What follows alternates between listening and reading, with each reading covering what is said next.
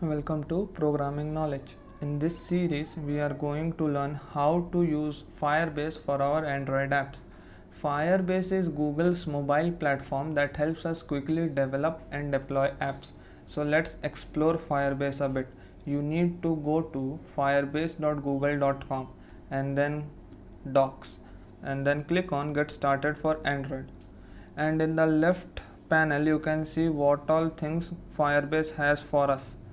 So as you can see, there is an authentication section, which means Firebase allows us to authenticate the users of our app.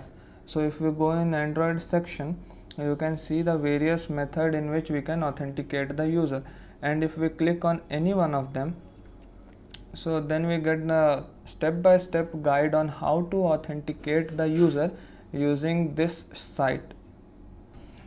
Other than authentication, we also have real-time database. So real-time database is the database where details are stored in JSON format, and real-time means if there is some change in data done by the client, it will directly reflect in our database. So you can see this there. Over here also we get the step-by-step procedure on how to do this, how to implement this in our app. And similar to real-time database, we have Cloud Firestore. So Cloud Firestore and real-time database both have the same task of storing data, but Cloud Firestore has an extra feature that it gives offline usage to users. That means if the user is even offline, he can get the access to all the data which is stored in the Firestore, but it is not available in real-time database, and rest all the codes are same. Then after that we have storage. Storage means we can store our images, audios, and any other kind of stuff except JSON data over here, and then we get a download link for it also, and every data over here is in synchronized manner. Then there is this hosting feature. So we'll not study about hosting because that is related to web development, where we have to host our apps on the web server. But since we are studying Android, so we don't need to study about hosting. And then there is cloud functions. It helps us in sending cloud notifications, device to device push notifications, like in WhatsApp. If you send a message from here, then the other user will get a notification. So that functionality can be implemented in our program using cloud functions. After that, there is ML kit. So ML kit is a machine learning kit to solve real world problems, which we can use to make our app more efficient. And then we also have Firebase security rules. So over here we provide security to the user's information and to the app. Then there are in the quality section, we can get the report of the crash that happens during the development and running of our app, performance monitoring, test lab, we can test our apps, and then the distribution. And similarly there are in the grow section we have the predictions, testing of our app, cloud messaging, in-app messaging. So in-app messaging is also a feature which can be done in using Firebase. Then we can add Google Ads, Google Ad Mob.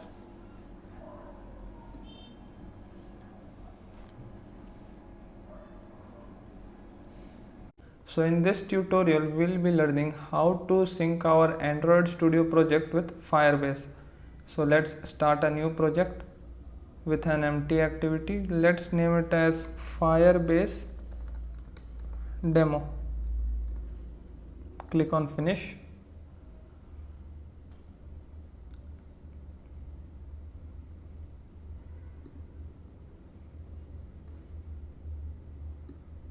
Now once the Gradle build has finished, we need to click on Tools, Firebase, and then the Firebase assistant will open over here. Now once the assistant has opened, we can start with analytics, log an analytics event, and then we need to click on connect to Firebase. So then a connect dialog will start. Okay, so then it will show you some options. If you are having existing Firebase project or Google project, you can select from that, but we will go for creating a new Firebase project. Connect and then click on connect to Firebase. Okay, so once this is done, it will show connected over here, which means that our app has been connected with Firebase. So let's check it. So you can go to Google and search Firebase and open this link, firebase.google.com. Over here click go to console. It will redirect you to the Firebase console.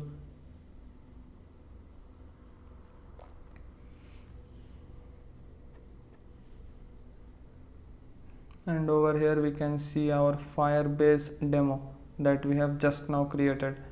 So it has successfully synced with Firebase. We will be starting by authenticating our users with the help of email and password. So first let's log into our console and then click on the project. So we can accept both and click on finish, and then click on authentication and then go to sign in method, and we need to enable the email and password login. So click on enable and then save.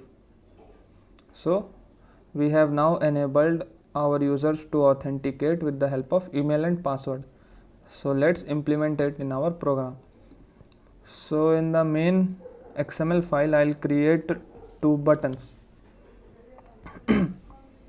Okay, so I have created two buttons, one with an ID register and then another with ID login. So these are my two buttons. Now let's implement this in our main activity. So I'll create two data members, namely two button variables, register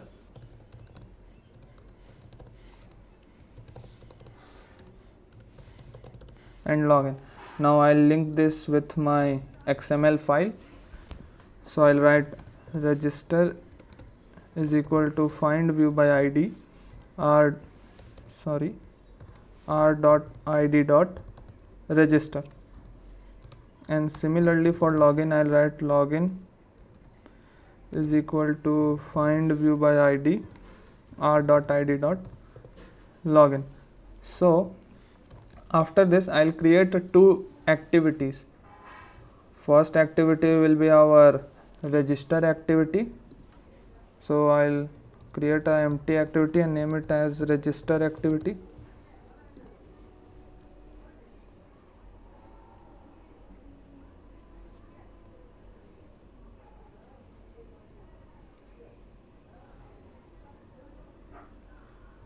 And then I'll create another activity named as login activity.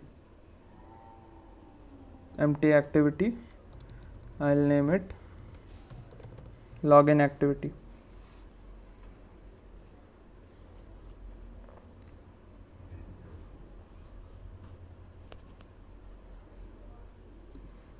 Okay, so in our main activity, whenever we click on register button, we want this register activity to open. So we will add an on click listener to the register button. So I'll write register dot set on click listener, new on click listener, and then in the on click method I'll start the activity. I'll write start activity, create an intent from this class reference to register activity class,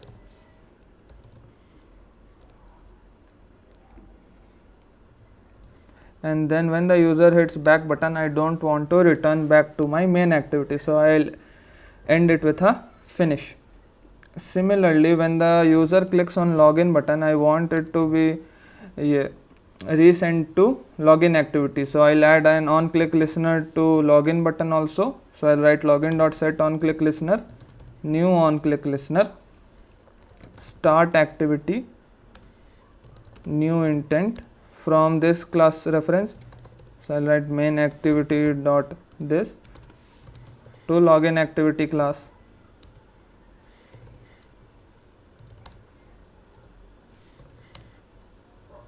and then a finish. So now let's register our user in the register activity. So I'll change a little bit in the register XML file. I'll use a relative layout, and then I'll add basically 2 text fields and a button. So in this XML file I have added 2 edit text, one for email, another for password, and a button named register. So I'll add these components in my .java file. So for that I'll create them as my data members. I'll write private edit text email, private edit text password, private button register. Now I'll link this with my .xml file. So for that I'll write email is equal to find view by id, r.id.email, password is equal to find view by id, r.id.password, register is equal to find view by id, r.id.register.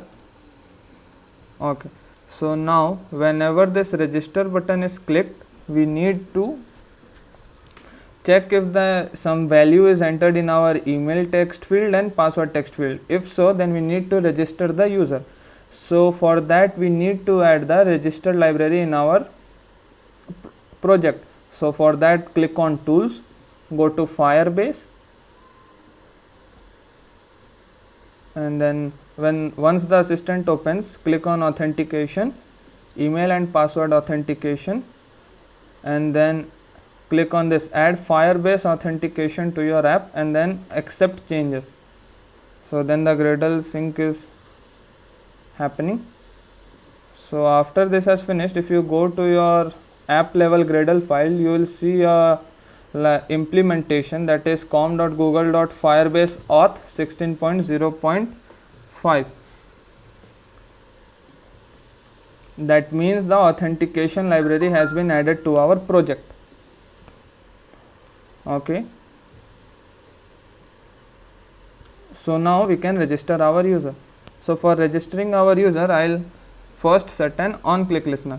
So I'll write register, which is our button, dot set on click listener, new on click listener, and then I'll get the text which was entered in email and password. So I'll write string text email is equal to email dot get text dot to string. We need to convert it to string as we have a string variable over here. Similarly for password, I'll write string text password is equal to password dot get text dot to string. Now let's check if these values are empty. That means if some value is entered in our edit text or not. So I'll use text utils for that. So I'll write if text utils dot is empty text email or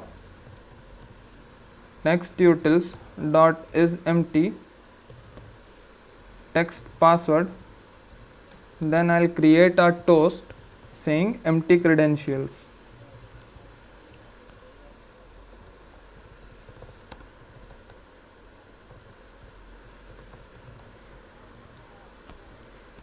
And if the password is less than 6 digits, then I'll display another toast. So I'll check else if text password dot length is less than 6, then the toast will say password too short. Else we are good to go. So I'll create a method register user and send the email and password.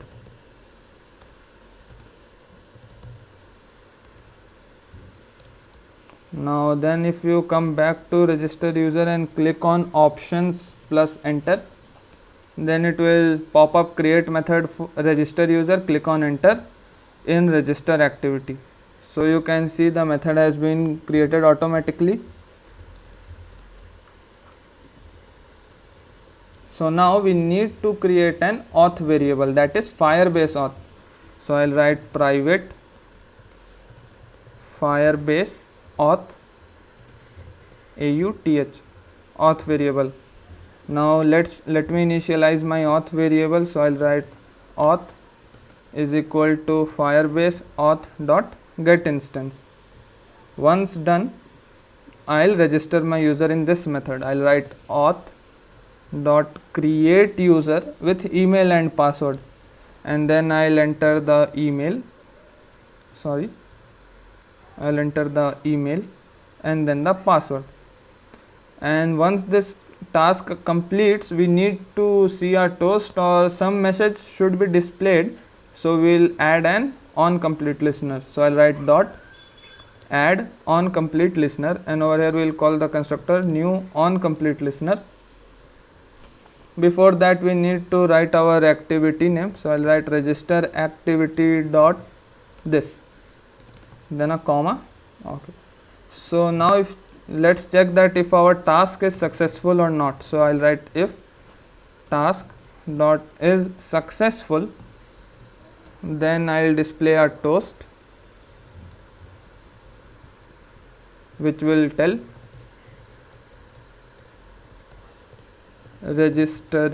registering user successful, else another toast telling registration failed.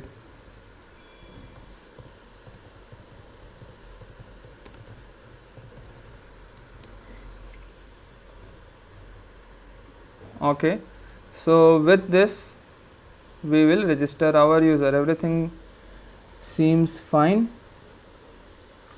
There is some error. Oh,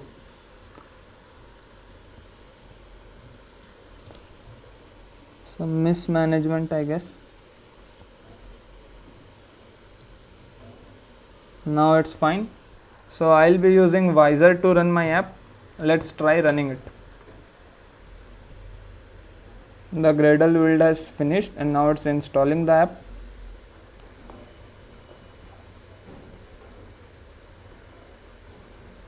Okay, so as you can see, as we have designed our main activity, it is looking exactly same. I'll click on register and then 2 text fields and a button appear. I'll enter my email.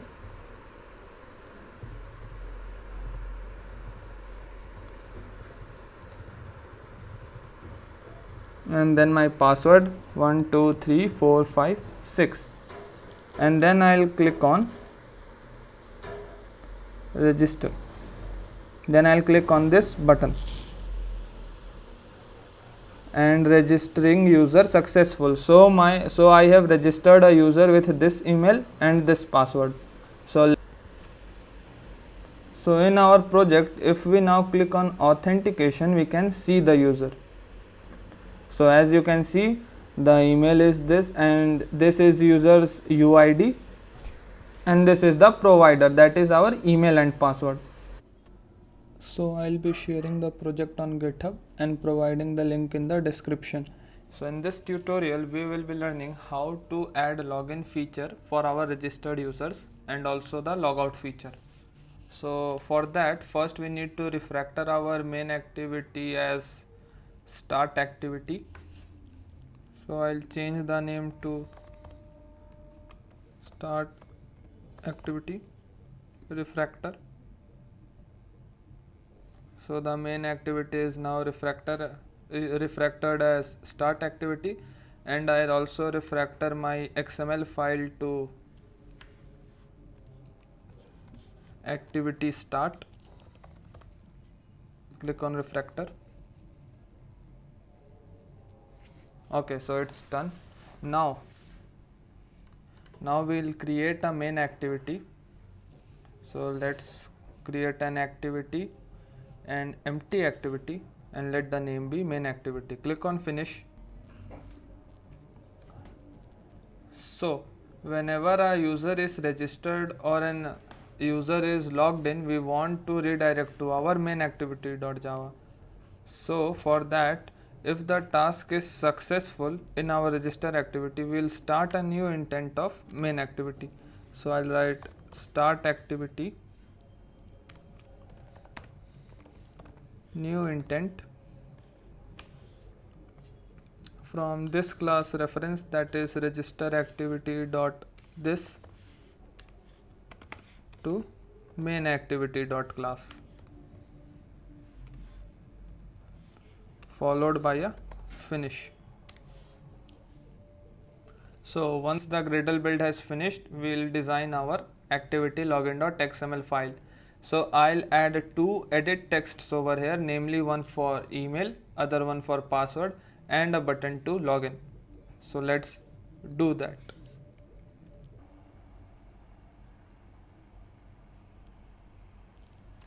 Okay, so as you can see, I have added two edit text and a button. So let's program this in our .java file. I have named the first edit text email and the second edit text as password and the button as login. So I'll create three data members, two of edit text and another one of button. So I'll write private edit text email, private edit text password, and a button private button login. So I'll link these three data members with my components in XML file using find view by ID. So I'll write that in my onCreate method. I'll write email is equal to find view by ID or dot id dot email, password is equal to find view by ID r dot id dot password, login is equal to find view by ID r dot id dot login. Now we'll also need a Firebase auth variable, so I'll declare it as globally. I'll write private Firebase auth, name it as auth. Over here I'll write auth is equal to Firebase auth dot get instance. Now once the login button is clicked, we want to log into the app. So I'll add an on click listener to the login button. So I'll write login dot set on click listener and I'll create a constructor new on click listener. So whenever the login button is clicked, I want to call a method named login user.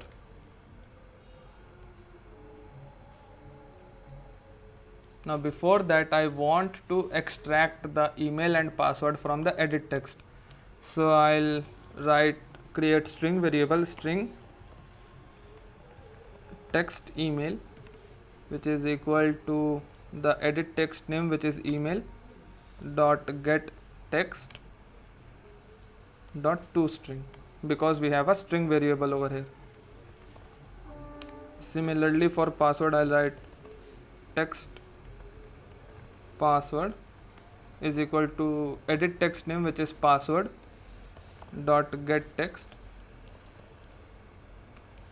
dot toString, as we have a string variable over here. And in the login user, we will pass these two variables. So I'll write text email and then text password. So I'll create a method named login user in my login activity, which will take email and password as their parameters. So over here I'll use the method auth, which is Firebase auth variable, dot sign in with email and password, and the first value will be email and the next value will be password. And with this I'll add an on click listener dot add on successful listener. That means we have successfully logged into our app. I'll then again create a constructor new on success listener, and I want to go back to my main activity .java file. So I'll start an activity. First I'll display a toast saying login successful, and then I'll start the intent for main activity class. So I'll write start activity new intent, this class reference which is login activity dot this to main activity. So I'll write main activity dot class, and I don't want to return back to this intent when the user clicks back button, so I'll end it with a finish. Over here I need to put a semicolon. Perfect. So we can try running our app. So I'll be using Visor for running my app. So when I click on run button, let's wait for the Gradle build to finish.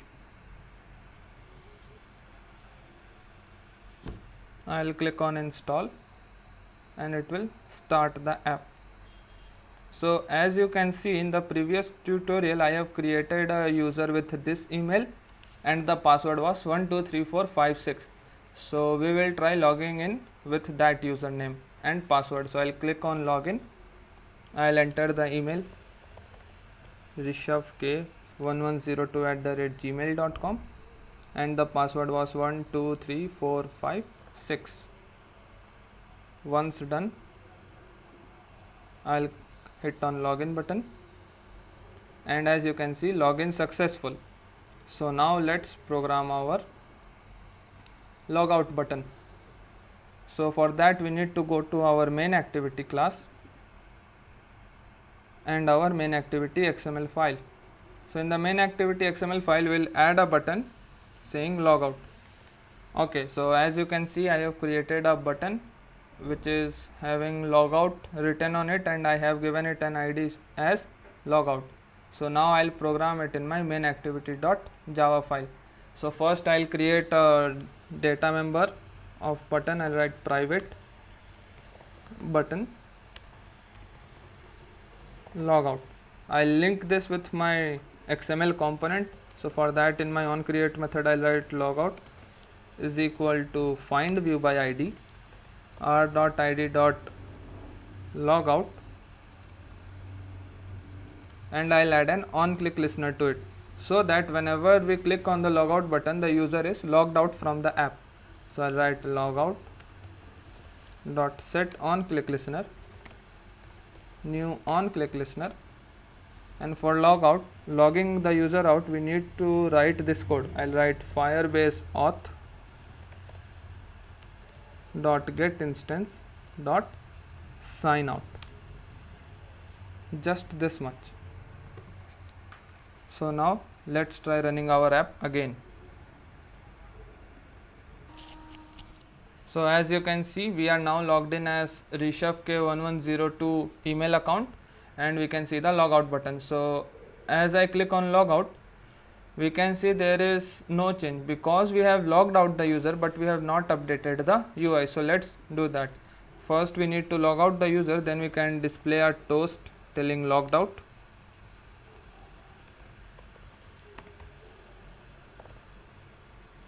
And then we will return back to our start activity. So I'll write start activity new intent main activity dot this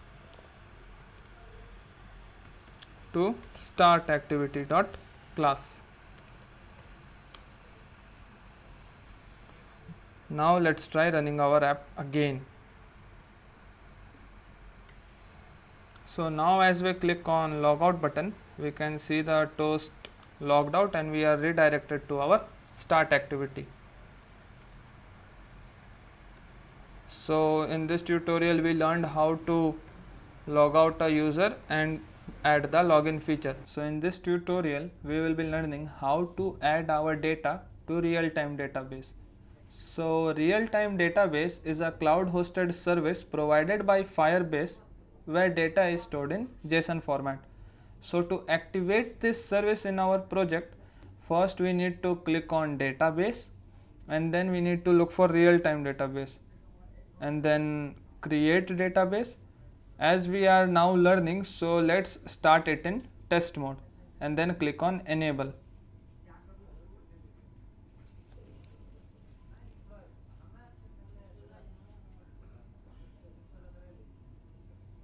So as you can see, our database has been created and it is ready for use.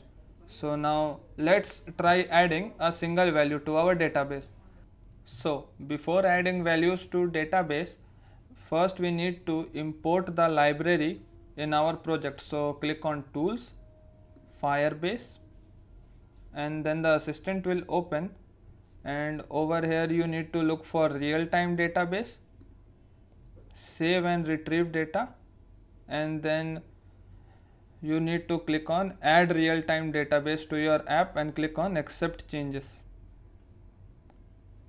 So then it will start the Gradle build once again and it might take a few moments. Okay, so once the Gradle build has finished, now let's try adding values to our database. So for that, first we need to create an instance of our database. So we'll write Firebase database dot get instance dot get reference dot child. Let's name it programming knowledge.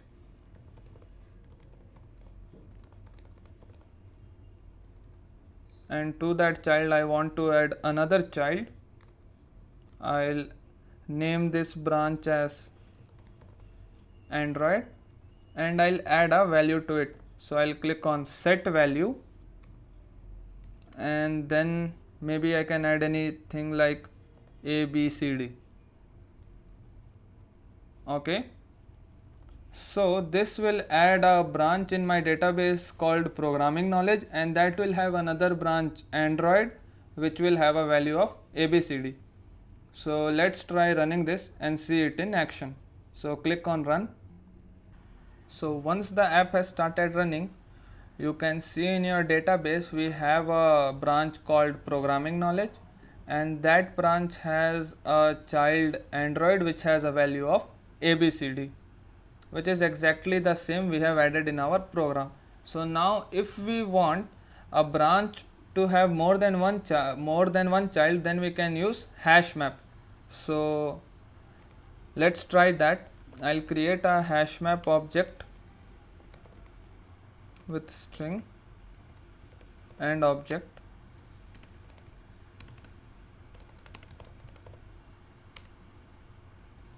and I'll add a few values to it. So I'll add map dot put name and the value to it be reshuf, another value,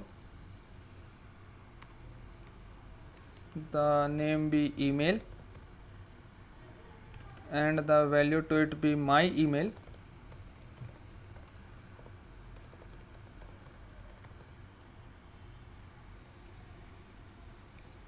and now let's try to add this map in our database. So I'll write Firebase database dot get instance dot get reference dot child programming knowledge, and to that I want to add this map. So to add a map we use the keyword update children and then map. So now let's again try running this app, or maybe Let's create another branch. I'll name it as child multiple values and then click on run. So once the app has started running, when you will come back to our database, you will see that programming knowledge has another branch named multiple values, and it has two values, email and name, which means that in our Firebase database we have the branch programming knowledge, and in that we have a branch multiple values, and in that we have added map, where map contains two value, one with the key name and the value as Rishabh, another with key name email and the value as this email.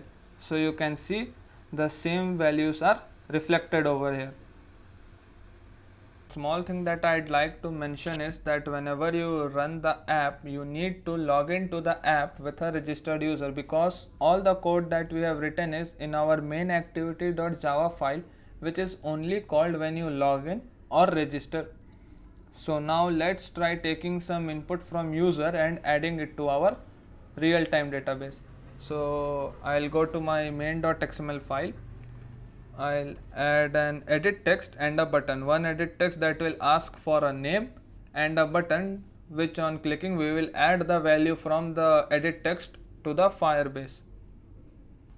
So as you can see, I have added two components. One is the edit text which is asking for user's name, and another one is a button which has a text add on it. So now let's add these two components in my .java file. So I'll create two data members, one of edit text and another one of button.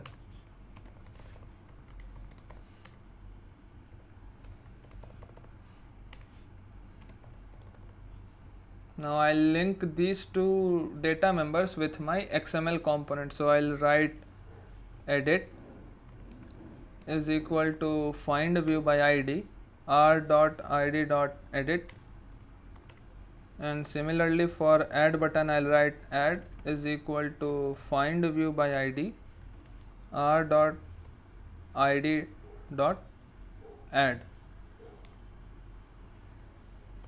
And now we don't need this code in our project. So now I'll add an on click listener to add button. So I'll write add dot set on click listener, new on click listener, and then I'll extract the text from my edit text. So I'll create a string variable, string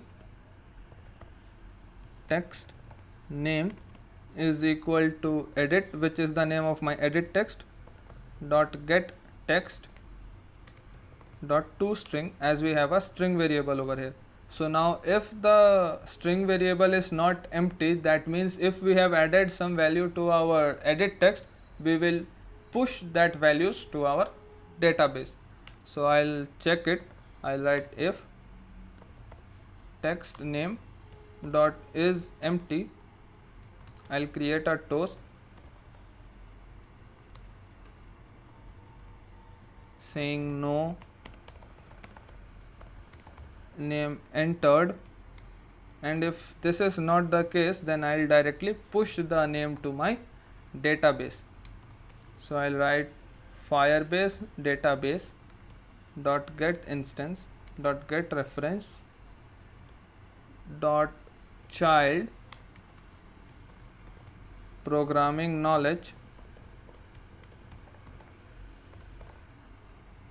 and to that I'll write push dot child name dot set value text name. So this means in my database, in the branch programming knowledge, I'll create another branch with some unique ID which will have a child name, and that will have the value entered in my edit text. So let's try running this app. So once the app has installed and started running, I'll click on login, log in with my registered user's email and password. Password I have set to be 123456. Then click on login. Now it asks for a name, so first let's go to our database.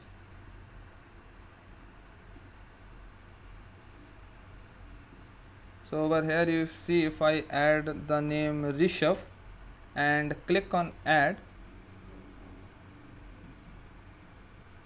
it adds the name Rishabh with a unique ID. Similarly, if I change the name, I add ABCD and click on add, it created another unique ID, and then that has a branch name with value ABCD. So this is how we add values to our real-time database. So in this tutorial we will be learning how to retrieve our data from real-time database. So what I have done is that in my database I have created a branch named languages, and I have created 4 sub branches with key name N1, N2, N3, N4 and values Java, Kotlin, Flutter and React Native. So what we are going to do is we are going to retrieve these data in our app and show them as a list view. So for that I am going to do a little bit change in my main activity.xml. So as you can see, I have pushed the logout button to the bottom and I have added a list view in the space between, and I have given the list view an ID list view. So now let's program this in our .java file. So over here I'll add a data member of list view type. I'll write private list view. Now I'll link it with my XML component. In my onCreate method I'll write list view is equal to find view by ID r.id.list view. Okay, so now as we are working with list views, we need an array list to store the values. So I'll create an array list of string type, name it list and initialize it over here only, array list. And I'll also need an array adapter.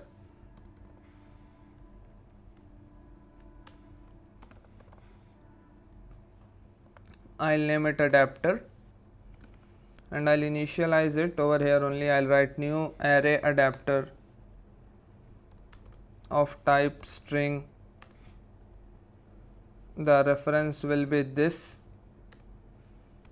The design of each item in my list view will be r.layout.list item, which is a XML file that I have created over here. You can pause the video and look at it.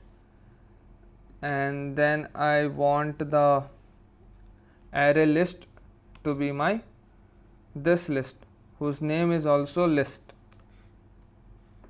Okay, and then I'll add this adapter to my list view. I'll write list view dot add adapter set adapter.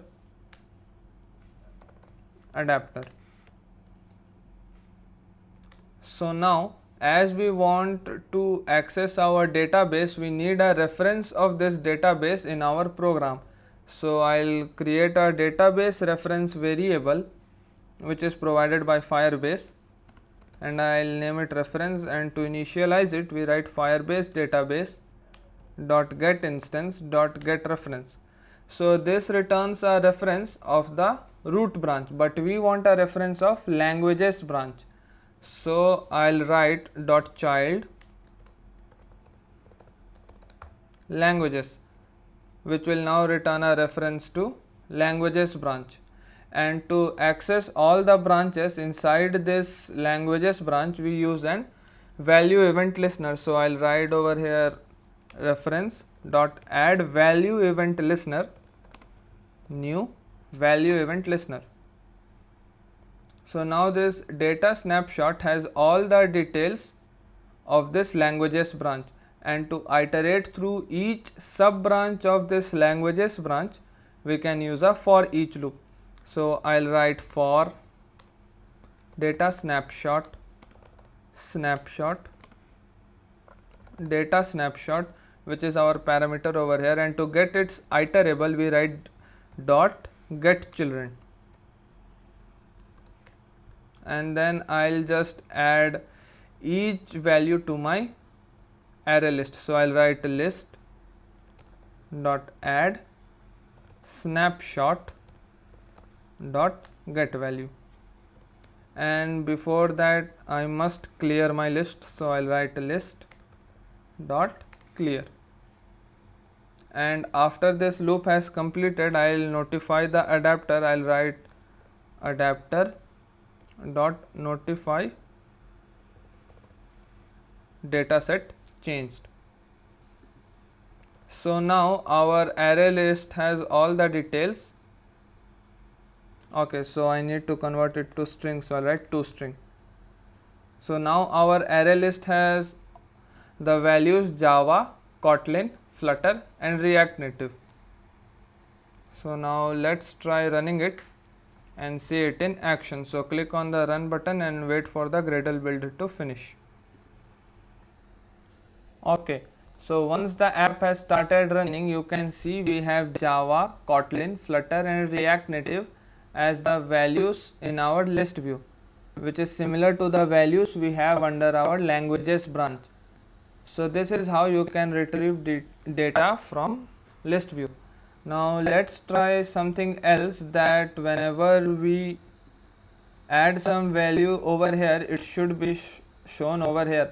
So for that, what we can do is, whenever we click on this add button, the value shouldn't be added to programming knowledge but to languages. So I'll change this child to languages, and over here I'll create a child called name and set its value to the text view, and let's try running it again.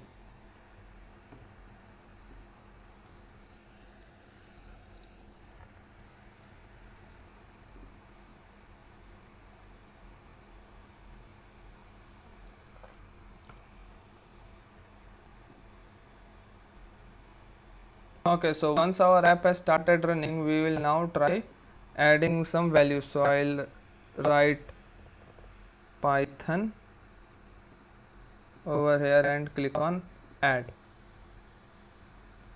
So as you can see, now Python is shown in our list view, and over here you can see in our database we have created a child with key name as name and value as Python.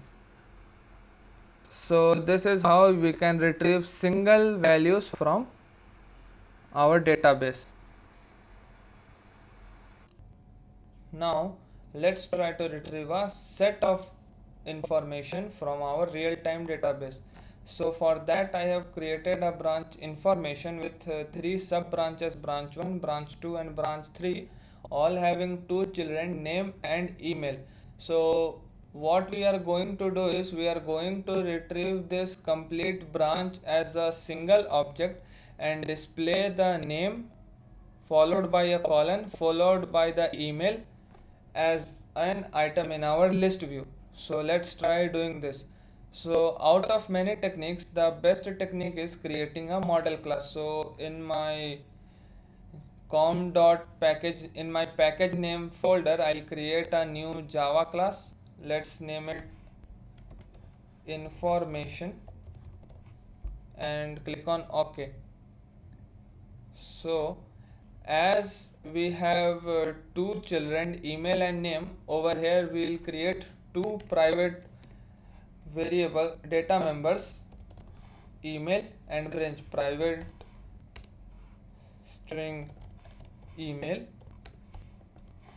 private string name.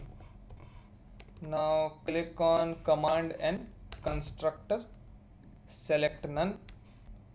Again click on command N, constructor, select both. Click on command N, getter and setter, select both. and this our model class is ready. So now let's try programming this. So now we want a reference to our information branch and not languages branch. So I'll change this languages to information, and over here I'll create the list of strings only, but what we are going to retrieve is we are going to retrieve an object of information. So I'll create a variable, I'll write information, let's name it info, is equal to snapshot dot get value, and over here I'll specify the class type. I'll write information dot class. So now this whole branch name and email will be in my info variable, and to get the name and email we can use the getter and setter methods we have just now defined in our model class. So I'll write it like this. I'll write string, let's name it txt, is equal to info dot get name plus I'll add a colon plus info dot get email. And now instead of this snapshot dot get value dot to string, I'll simply add txt. And now let's try running it. So I'll click on this run button and wait for the build to finish. So once the app has started running, you can see we have the name over here, followed by a colon and followed by their respective email as we have defined in our database. So this is how you can retrieve a group of information or a set of information as a single object. So I hope this tutorial was clear. So in this tutorial we are going to learn about Cloud Firestore. So Cloud Firestore is another service provided by Firebase which helps us store our data on cloud. In real-time database we had to store data in the format of JSON tree, but in Cloud Firestore we store data in the form of collections and documents. So let's get started. First of all, we need to open our project and go to database, and then when over here where real-time database is written, click on it and then click on Cloud Firestore. Then it will ask for some permissions. Let's wait. Yes, so now click on start in test mode as we are now learning how to use Cloud Firestore, and click on next. Click on done.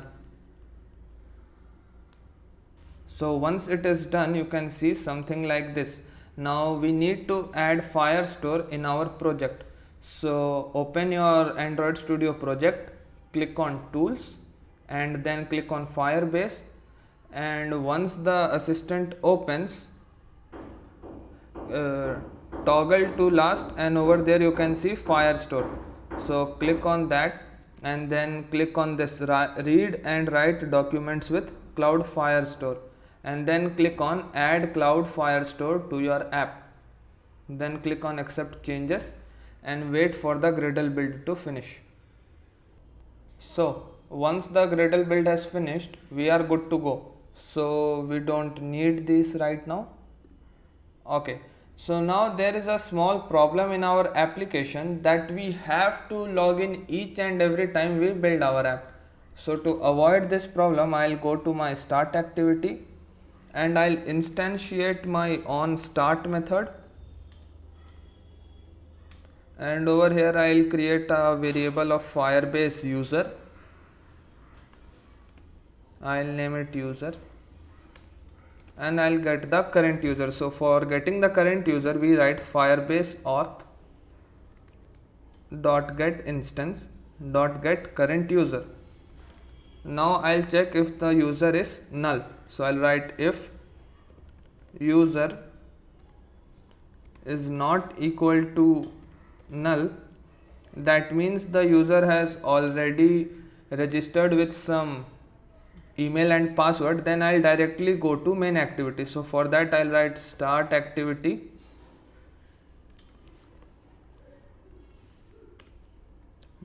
new intent start activity dot this to main activity dot class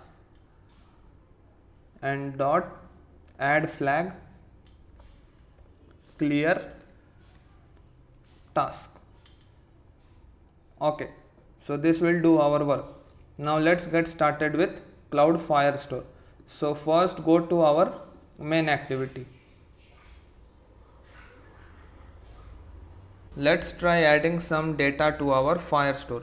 So for that first I need a Firestore variable. So I'll write Firebase Firestore and I'll name it db, and to initialize it I'll write Firebase Firestore dot get instance. So this will return us an instance to our database over here. So now let's create a map. I'll write map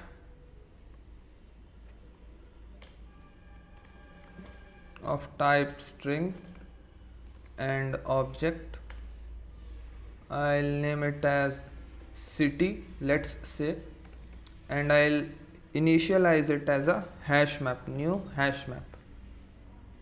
Now I'll add values to my hash map. I'll write city dot put name, let's name it Jamshedpur. Again I'll write city dot put,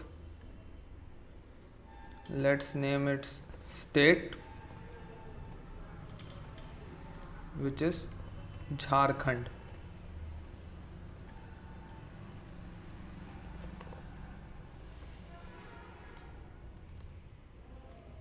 And the country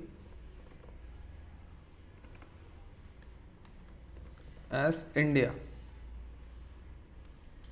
Now what we are going to do is we are going to add this hash map to our Firestore.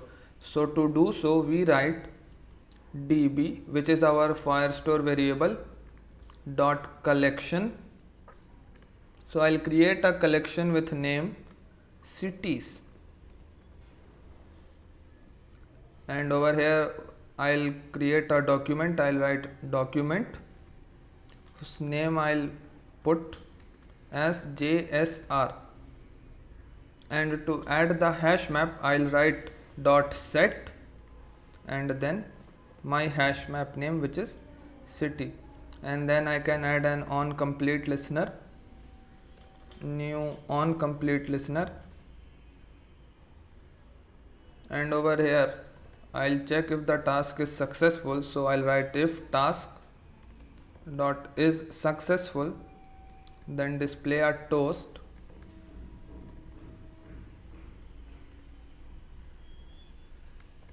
values added. Now let's try running this app. So I'll be using Visor to run my app. Let's click on run button and wait for the Gradle build to finish.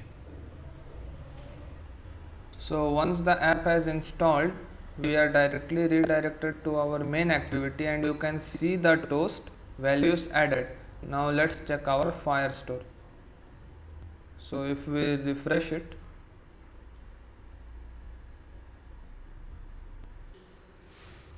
so now you can see we have a collection named cities, which has a document JSR, and JSR has these values: country India, name Jamshedpur, and state is Jharkhand, which is similar to what we have written over here.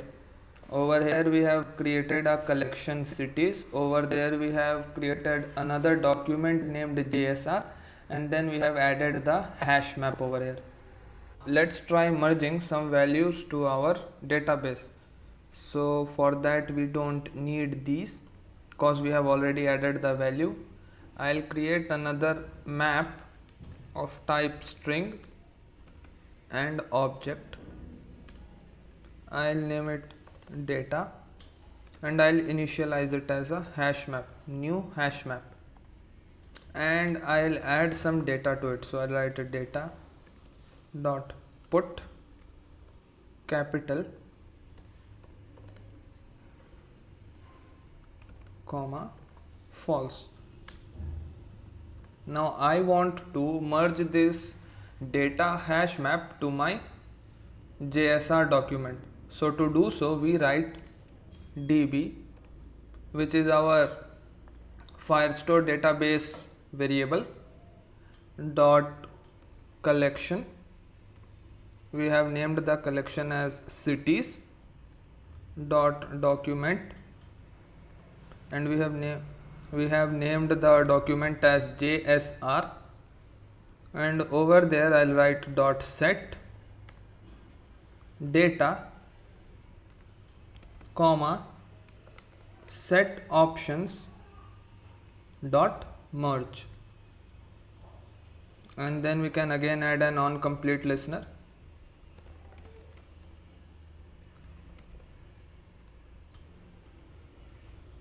And if the task is successful, we'll display a toast.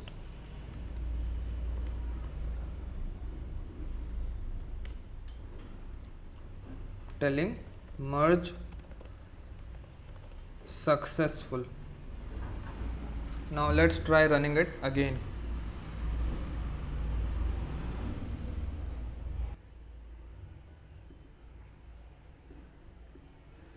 Okay, so there is little bit of error. I have missed a semicolon over here. I'll put that and rebuild.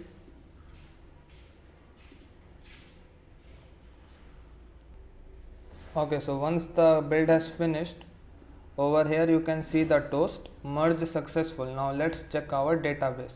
So now in our database you can see we have another field which is capital and has the value of false.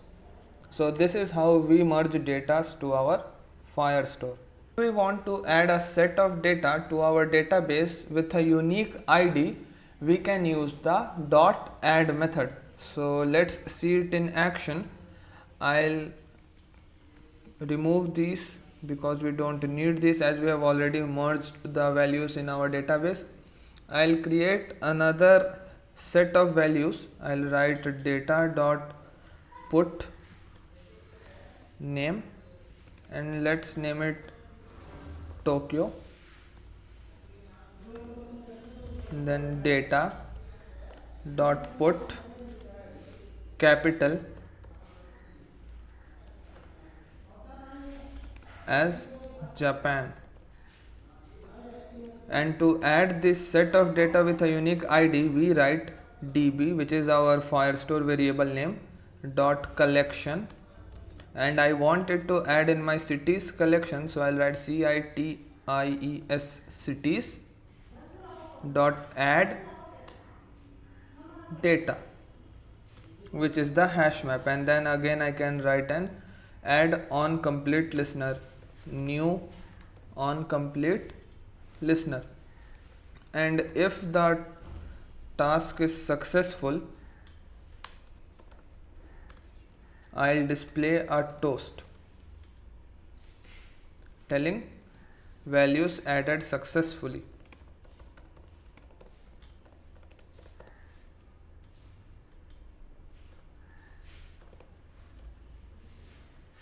Now put a semicolon over here, and let's again build this app and wait for the Gradle builder to finish.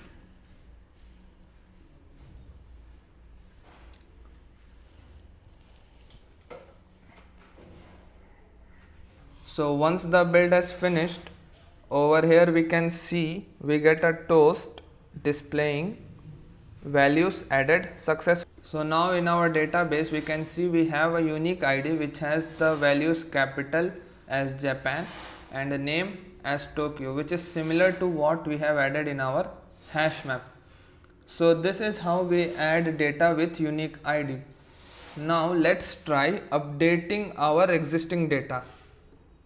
So for that we don't need these. We can use Firebase Firestore variable, or we can also use database reference, document reference,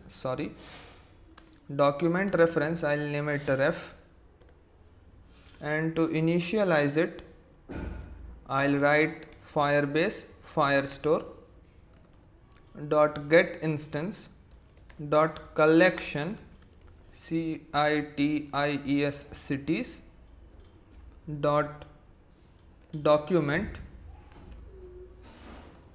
JSR. So this will now return a reference to my JSR document. So now I want to change the value of capital from false to true. So to do so, we write ref dot update and the key name, that is capital, and I want to change the value to true. Now let's try running this. We can also add an on click listener over here if we want, but let's avoid that for right now and let's try running this app. So once the app has started running, now if we go to our database, we can see that the value of capital has changed from false to true. So this is how we add, update and merge values to our Cloud Firestore. So in this tutorial we are going to learn how to retrieve our data from Cloud Firestore. So for this I have created a sample document in my Firestore. I have named the collection as cities, and inside that I have added 5 documents: BJ, DC, LA, SF and TOK, and all of these have these details. BJ is for Beijing and its country is China, it is the capital, true. This is the population over there. Now let's try downloading these details in our program.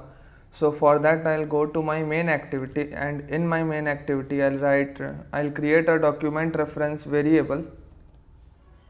Document ref, I'll call it docref, and I'll initialize it by writing Firebase Firestore dot get instance dot collection cities dot document, and let's give the document parts, let's say SF, that is for San Francisco. So I am writing the document name over here as S and F. Now to get the value present in this document, we use the keyword get. So I'll write docref dot get dot add on complete listener, new on complete listener. Now I'll check if the task is successful. So I'll write if task dot is successful, then I'll get the document in the form of document snapshot. So I'll create a document snapshot variable and call it doc, and I'll get a task dot get result. And now let me check if this document exists or not. So I'll write if doc dot exists, then I'll just log it. So I'll write log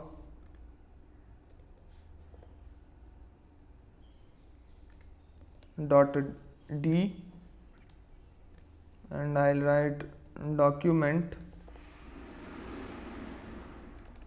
and then over here I'll write doc dot get data,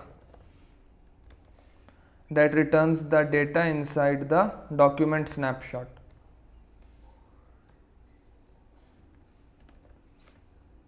Else I'll log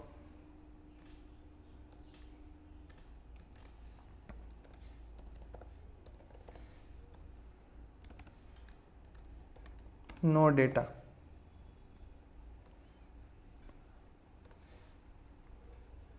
Now let's try running it. So I'll click on the run button over here and open the logcat to see the logs and wait for the Gradle build to finish.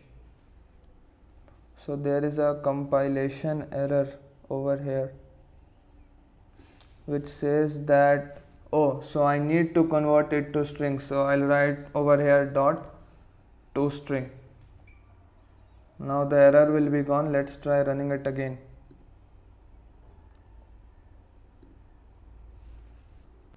So once the Gradle build has finished and the app has started running, we can see in our logcat we have got the document over here, and it has the value name as San Francisco, state as CA, capital as false, and population as this much, country as USA, and regions, and in regions we get an array list of West Coast and NorCal, which is similar to what we have in our SF document over here. The capital is false, country is USA, name is San Francisco, population is exactly the same number as we have seen in our logcat.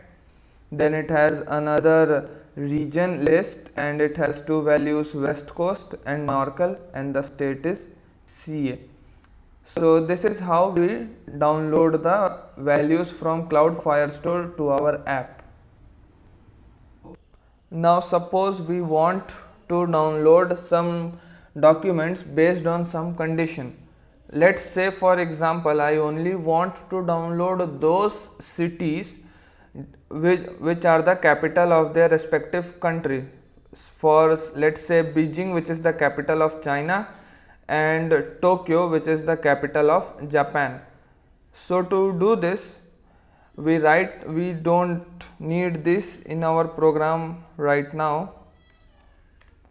I'll write Firebase Firestore dot get instance dot collection cities, and then to check the condition I'll write dot ware equal to capital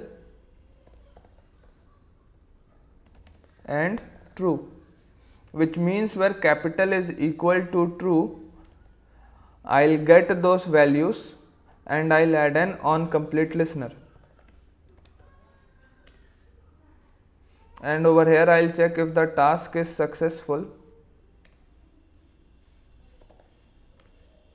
and if the task is successful I'll run a for each loop. So for that I'll write for query document snapshot, I'll name it doc, and to get the iterable we write task dot get result, and and over here we can log the details. So I'll write log dot d document, and over here I'll write doc dot get id, which is a unique ID of the document, plus an arrow plus doc dot get data.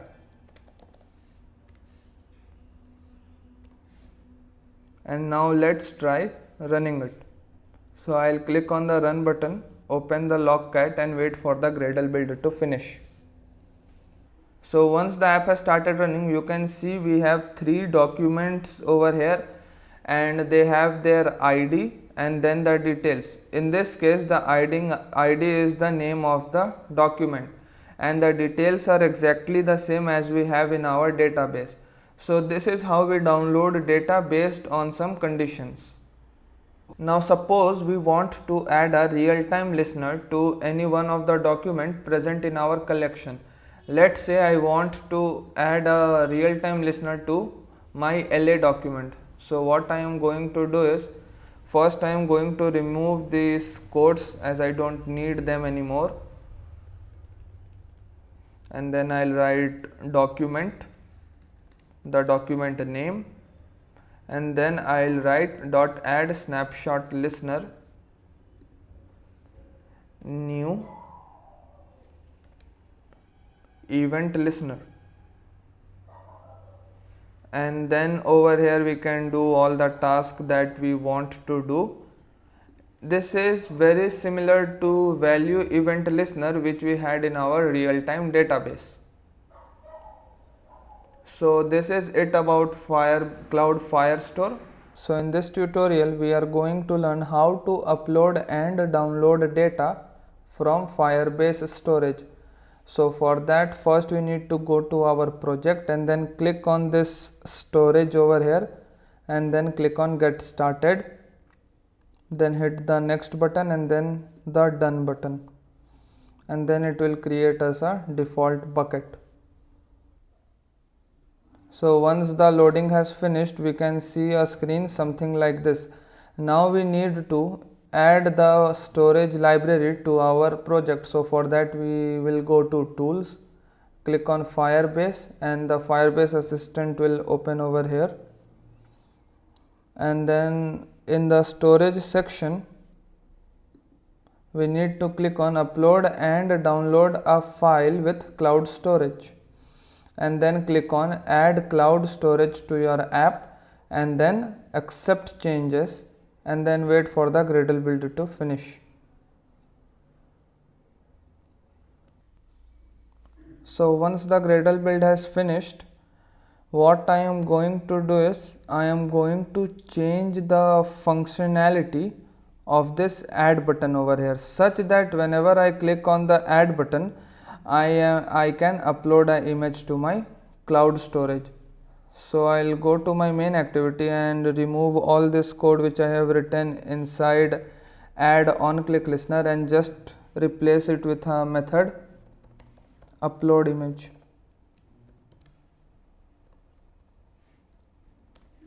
And then I'll create this method upload image, and over here when we start uploading I can display a progress dialog. So I'll write progress dialog, let's name it PD, is equal to new progress dialog, and the context will be this.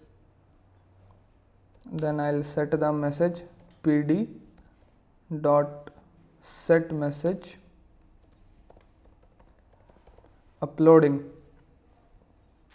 and then I'll show the progress dialog. So I'll write PD dot show.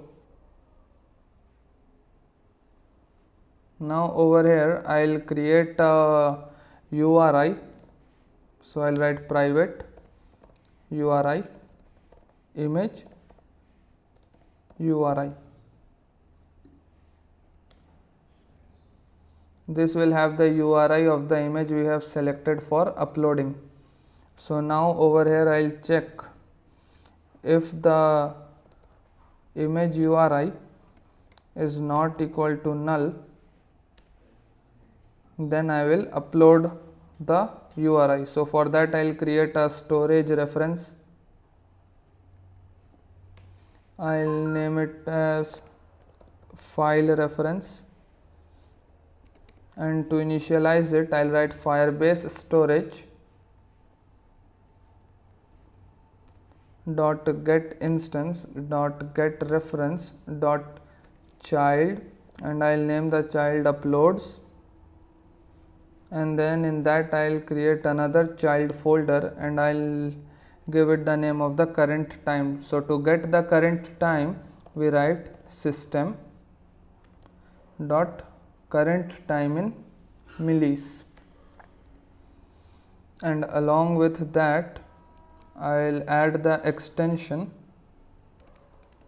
as get file extension, which is a method we are going to create in a minute, and I'll pass image URI.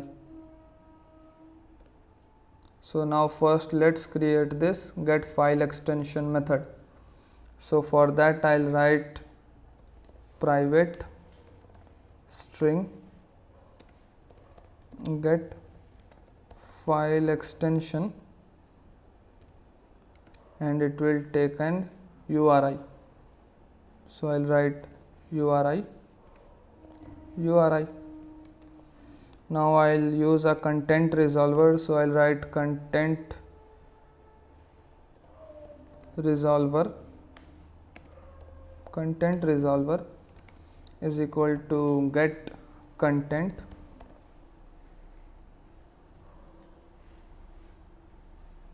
resolver,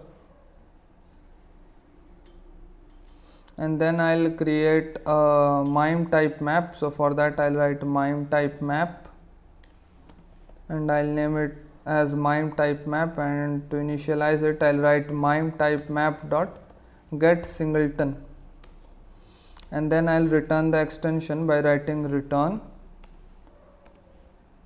MIME type map dot get extension from MIME type content resolver dot get type, and then I will pass the URI over here. So I'll write URI.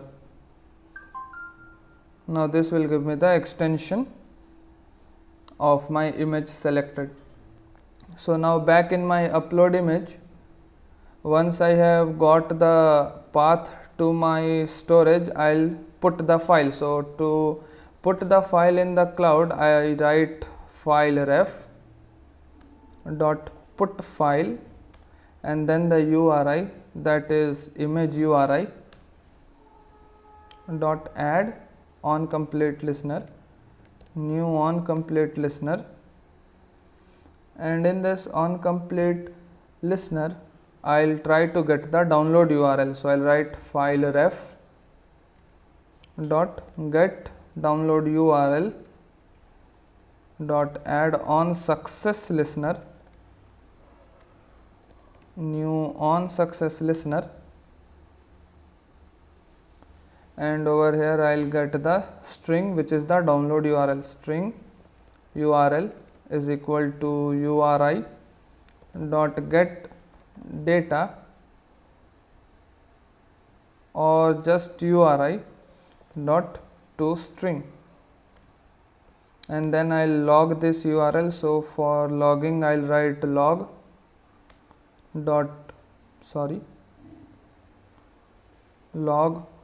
dot d, then download URL,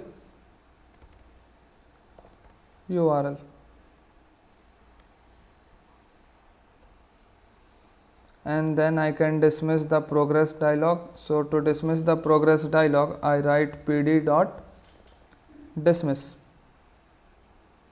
and then I can display a toast.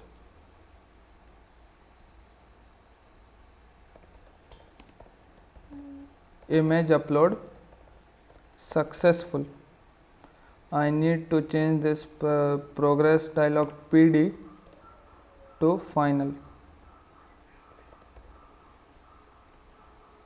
Now the error over here has been removed. Now to select the image, what we need to do is, before calling this upload image, we need to select the image. So for that I'll use another method. I'll name it as open image, and I'll create this in my main activity only, and over here I'll start the image picker intent. So for that I'll write intent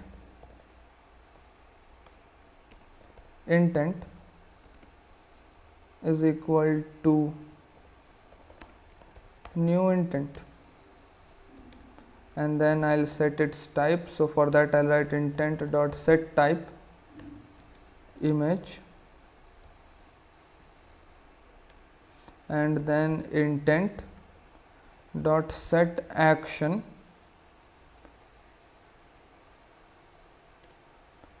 and in this I'll write intent dot action get content, and then I'll start the intent. So I'll write start activity for result, and then I'll start this intent, and then I'll pass a code. So I'll name it as image request, and before that I need to define it globally. So for that over here I'll write private static final int image request as 2. So now once this activity has taken place, we will get some result. So to handle the result, we'll override the on activity result method. So for that I'll write on activity result, and now I'll check the request code and result code. So to check the request code, I'll write request code is equal to image request. That means we are getting the result for the intent that we have requested. And then I'll check the result code. So result code is equal to result. Okay, that means everything is alright. And then over here I'll get the image URI. So I'll write image URI is equal to data dot get data, and then over here I can call the upload image. So now everything looks fine. I have missed the semicolons over here, which is a very big mistake. Now everything looks fine. Let's try giving it a run.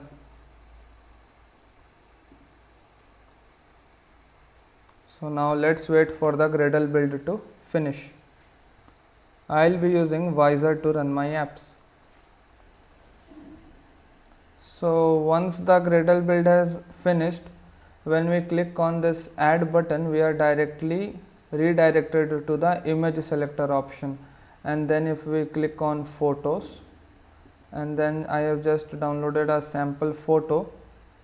So now you can see the progress dialog uploading has appeared, and let's wait for the file to be uploaded. So you can see image uploaded successful toast has been shown there, and we have got the download link over here.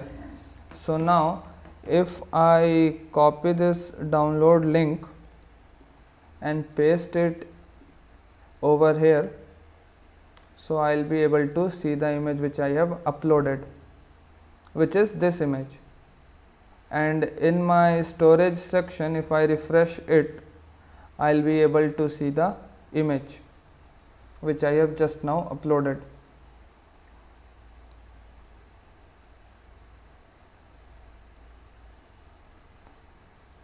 So over here you can see we have a folder called uploads, and inside that we have the current time dot the extension, and if we click on it we can see the image right over here. So this is how we upload an image to cloud storage and get its download link.